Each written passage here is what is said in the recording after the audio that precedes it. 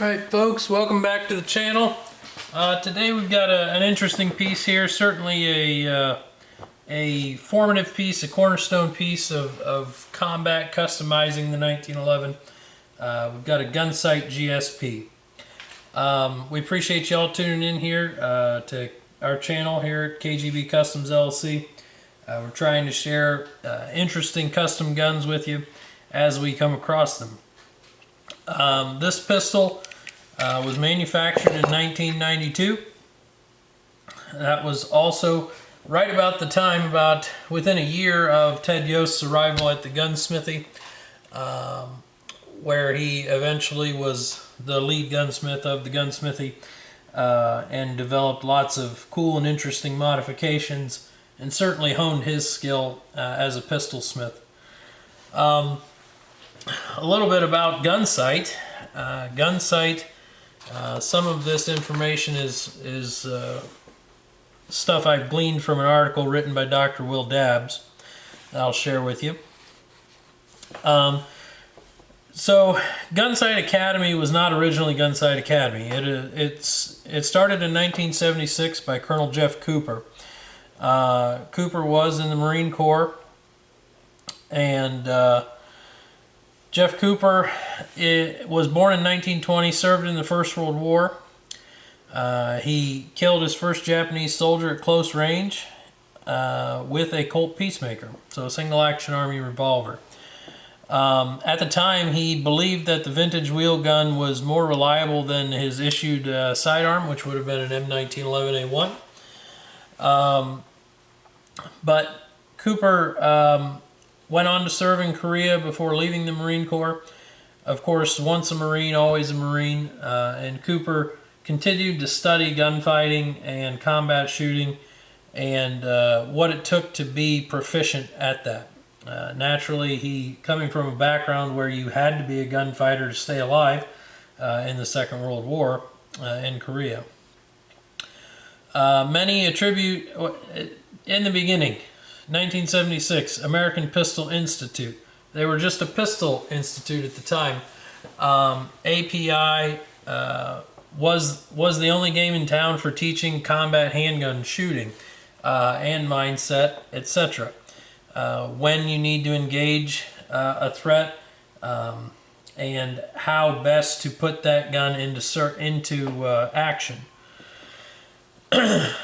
Jeff Cooper is also credited with giving us the two-handed hold for defensive shooting, which is now, of course, speed shooting, almost all done two-handed as well.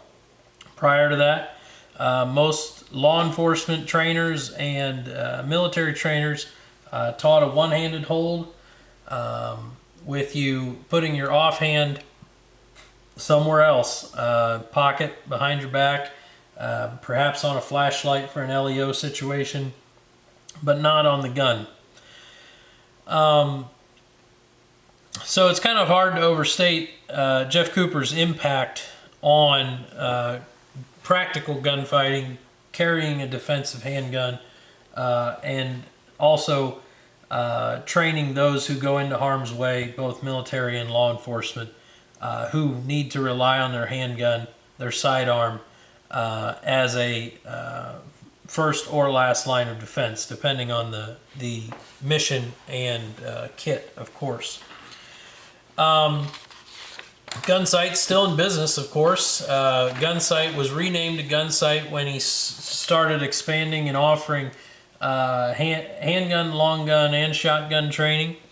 They, of course, have the famous shoot house, which is a structure that mimics a building where you need to go through and clear rooms and engage some targets and not engage other targets and make those split-second decisions that one might need to make, especially if you are a law enforcement individual entering a building or a domicile and needing to decide who is a threat and who isn't a threat in a matter of a second. So we talk about military and law enforcement. One of the premier military units, of course, being the Army's Delta Force. A quote here, Lieutenant Jerry Boykin spent 13 years in the unit. and he shipped an entire crew down to Arizona for some quality time with Colonel Cooper. They came back as accomplished gunfighters with near religious zeal for the 1911 pistol. The times I bumped, this is the author, the times I bumped up against Delta operators back in the 90s when I wore a uniform, they all seemed to sport heavily customized 1911s. And that's something we certainly have seen play out in recent years. Of course, with Larry Vickers' book. Larry Vickers, of course, a lot of military background with him, talking about Delta guns. And also with the CMP releasing a lot of pistols that were heavily modified for Delta units and other tip-of-the-spear units. These guns were heavily customized from base model GI pistols. Some of them, of course, upgraded with sights, barrels. Some of them had custom slides and everything refit to them. Some of them were just very basic GI guns that had some accuracy work, had some upgraded sights that you could see, and a good trigger pull. And that's really where Colonel Cooper came up with the idea for the GSP, the Gunsite Service Pistol. Gunsite Service Pistol aimed to give you sights you could see, so high profile sights like these. This is an MMC front, and I believe that they were making these rear sights. Someone correct me if I'm wrong there. I know Ted Yost went on to share this design, and he manufactured a sight very similar to this but added serrations to the back, and John Harrison still sells those under Ted's name. This gun is an interesting GSP, certainly, as it has some other special modifications not commonly seen on a base GSP. So the gun has a gun sight lowered thumb safety. That's not that out of the realm of what we see on GSPs regularly. This one is a shop-made unit, not the later cast unit. So this this started life as either a Colt or a Springfield teardrop thumb safety, so small thumb safety. This paddle was then fabricated and serrated, and inlets around the grips just beautifully, and dehorned nicely, and then that is soldered in place down here, giving you the ease of getting thumb over on the paddle versus the paddle being up here. So your thumb is much lower, not likely to ride on the slide if you're holding on to the safety like this while shooting. Of course, the gun has a great D-horn, which was common practice. This gun has a match bushing fit to it. It also has the original, this is serial numbered to the gun, as most of the major components were.